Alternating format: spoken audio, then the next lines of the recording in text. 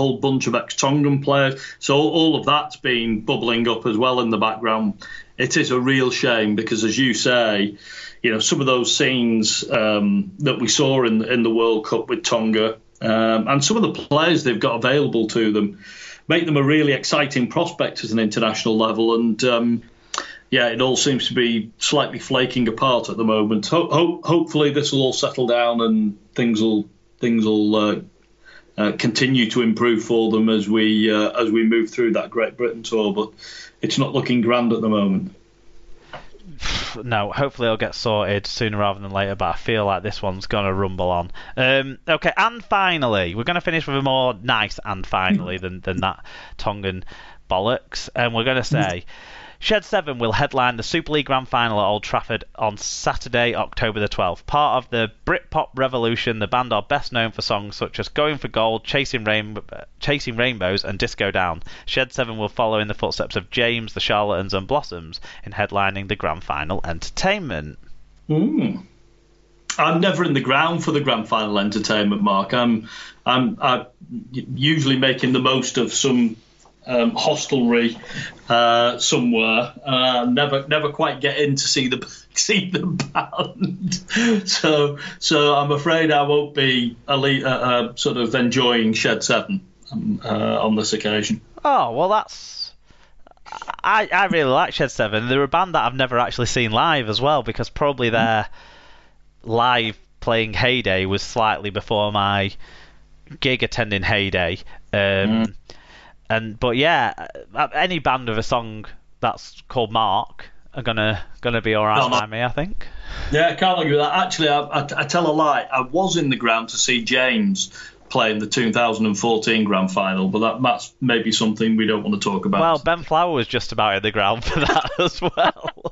Not for the halftime display though. Very good. But that's it from the news then. Thanks to Tom for getting in touch on this week's news. I know I didn't share out any links this week for getting in fan views on the Google form for the news, so apologies for that. I've been focusing more on some videos, but if you do want to get your views in on any of the news over the next week in Rugby League, then get in touch for a link to the Google form for that, and then we'll share them on next week's show. Right, we're now going to move on to the Super League match reviews to talk about the two big playoff games.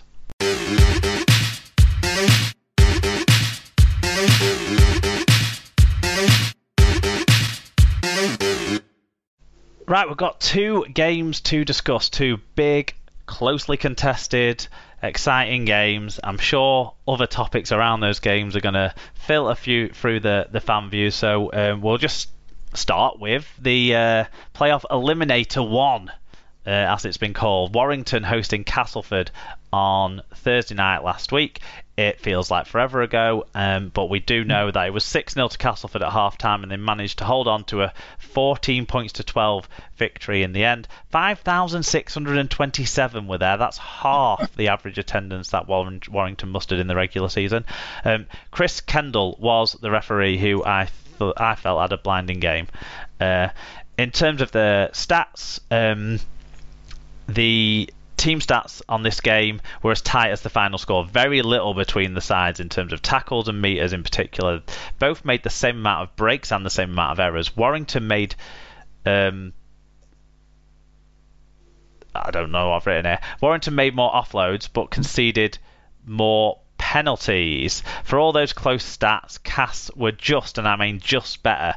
We're talking like 0.4 metres per carry better and 0.6% tackle success rate better. So close one in all counts, but Castleford came out winners. In terms of the individuals, standouts for Cass were Liam Watts with 50 tackles and 158 metres going both ways, James Clare 106 metres, and Jordan Rankin, who they pulled a bit of a cheeky one here with Jordan Rankin. He ended up playing at fullback after being named somewhere else on the team sheet. 1 try, 9 tackle busts and 168 metres for him. In terms of Warrington, whilst they lost this game, some of their players certainly tried their best to make that not the case. Darryl Clark, 1 try assist, 56 tackles, 14 of which were marker tackles, and 109 metres. Jack Hughes, 40 tackles, 10 marker tackles, 111 metres, 3 successful offloads. Bryson Goodwin, 8 tackle busts and 102 metres, which in the end turned out to be his final game for the Wire, and Mike Cooper 142 metres. Do you want to start us with the first of the fan views? Yeah, I'm not sure I'm going to get this exactly right, but ha ha ha ha ha ha ha ha ha ha. It's always your year. It's always your year. Just like the last one, it's always your year. Well done, Cass. And that was POB 1976. Mike Dodd 22. He said, I rushed back from a meeting in London that finished at 4 to be greeted with that rubbish. Poor performances, silly errors and dodgy decision making all round. I've supported Patton all season, but tonight he was woeful. The decision to kick for 2 from the halfway line was ridiculous because it never would have gone dead had it been missed. Plus, it probably wouldn't have been given had it gone over anyway. That, I must admit, that was an interesting call, wasn't it? But both touch judges immediately waved that particular goal away, didn't they? So there you go. Wow. Fat Boy Rob says, what a performance, what an atmosphere, and what a night. We had a fair few missing, but all 16 players stood up and defended for their lives when needed. We even had Ellis waiting in the wings in case a late 1.2 was needed. We looked better in attack as well with Peanut in the halves, whoever he is. McShane had a better game, and Watts was immense, which I agree with. No matter what happens from now, some pride has been restored. Coif 1D3TG IATY. I've given up with Rob's hashtag. So obviously, Coif means come on, you fuckers. Yeah. 1 down, 3 to go, and then. Very good. I have no idea what the other one is. Oh. I'll ask him. I'm going to go to the game on Thursday night and meet up with Rob, so I'll ask him. Oh, look, we've got another Fat Boy Rob, Mark. Yeah, he says he did apologise in advance for sending 2 in and blew me a kissy face on the message to make sure that I forgave him for it. But he said, comment on the attendance. Cass only sold 700 tickets in advance and a steward told us another 200 paid on the night, which meant there were only 4,400 Wire fans in the stadium. My ticket only cost £17, so we got a £5 discount for being a season ticket holder. I'm assuming the Wire fans got the same discount. I get it's a Thursday night TV match and both teams were in poor form, but it's still a poor effort from both. Yeah, I agree with that too. I mean, we were chatting about this a little bit before starting to record, Mark, and you were pointing out just how long it has been since that we've been suffering from poor crowds in the playoffs. Yeah, I think it's back in the very early noughts when it was the big four, well, the big three really of Wigan, Bradford, and St Helens, but throw in Leeds and Hull FC into that mix, I suppose, at that time, and that was the last time playoff crowds were higher than regular season crowds. Yeah. I mean, this was a particularly bad one, I thought. Massively. Yeah, it was really disappointing. I mean, there will be a good crowd on Friday, I'm sure, but I suspect it still won't be an 18,000, filling the rafters crowd at the TW, which it really ought to be, because this is the most exciting time of the year, I think. So there's something desperately going wrong. I'm not sure how we solve it, but we really could do with sorting it out. Yeah, I mean, several factors, isn't there? People know the games on TV, so I've talked about this about Thursday games for years and years. It's very easy to blame the fact that it's on Thursday night. It's making it hard to get there. But if you really want to get to the game, you make an effort, like Mike showed with what he did on the day. I get that you get short notice for this one because it's a playoff game. You can't know about it more than a week in advance. So I get that aspect of it as well. But it's not breaking the bank at £17 a ticket, is it? It's not breaking the bank at all.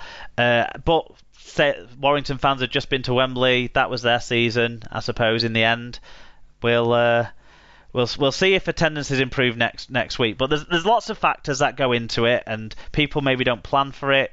You were sort of talking about this time of year. Kids are going back to school. There might be like school uniforms, back to school costs, and that sort of stuff. People will just finish the holidays, like you say. So there's there's factors that might make it harder to afford, which the £5 discount for season ticket holders, I think, is a help in that regard. It's disappointing. It's hugely disappointing. It's not what we want to see on our television screens either, but... No, there you go. I'm working on a piece, actually, about what we can do to jazz up some ticket selling ideas that'll go on the Super League Pod blog soon, so look out for that. Maybe I'll touch on a few ideas around the playoffs. That'll be good.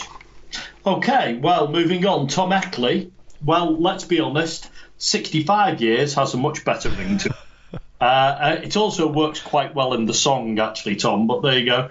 With our attacking record, the past 10 weeks we didn't really deserve to progress, and Cass were the much better side on the night.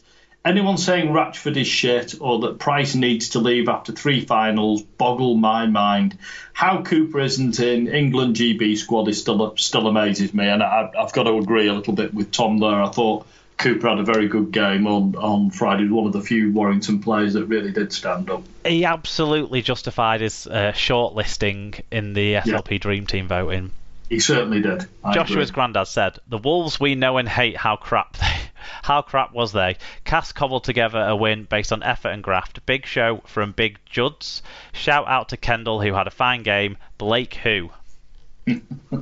Yeah, well, but Blake got injured fairly early on in the piece as well, didn't he? So he didn't have much of an effect on this one. Yeah, and Joshua's granddad's grandson Joshua will be pleased with that. Anyone who listened to the end of last week's show might know that he's not a huge fan of people born in Australia playing for England or Great Britain, and now Blake Austin's Great Britain spot is under doubt with that medial knee ligament injury. You would think it's going to be difficult for him to recover sufficiently in time with that, you would have thought. Lee Whitnell says the end of the season has felt like the final fight scene in Gladiator. Russell Crowe, us, stumbling, bloody and seemingly spent, found one final bit of fight to jam a dagger right through the throat of the Emperor, Saint, before falling into the dirt to take our final journey to Elysium, which, as all we Wire fans know, is next year.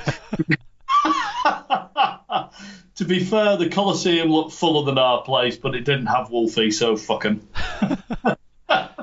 Nice one, Lee. That's a good one. I don't know how this has snuck in. He's got a third one in, the lad.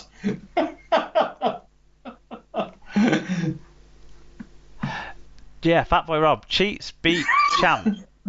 I don't understand. Bayek, on reflection, Wire should have won that game last night. If there's any justice in this world, we'll get knocked out soon by a Zach Hardegg hat-trick, ideally. What's he on about? I've no idea. He must have had a beer on Saturday. I'll ask him. Yeah, I'll ask him on Thursday. Karsten, it's not their year then. The Wire just proved that winning the Challenge Cup kills your season as they peaked too early. Tom Andrews said, the bottle jobs are back. Wonder if Fatboy Rob still wants his mediocre season to be over. Well, his day after reflection seemed a bit downbeat, yeah, but on the night he was all over it. Absolutely. David Kay.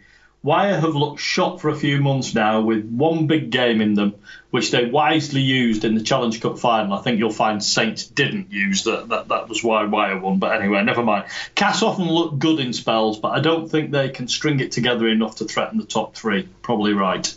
Cutthroat Jake said, what a match. The first 40 minutes has to be one of the most boring halves of rugby I've watched. Can't judge the second half as I've fallen asleep by then.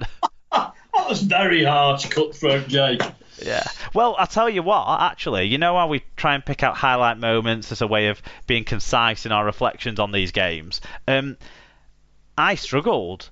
Yeah. I think both tries from both sides were remarkably similar. One was a kick from dummy half for one, and one was a kick from the dummy half for the other.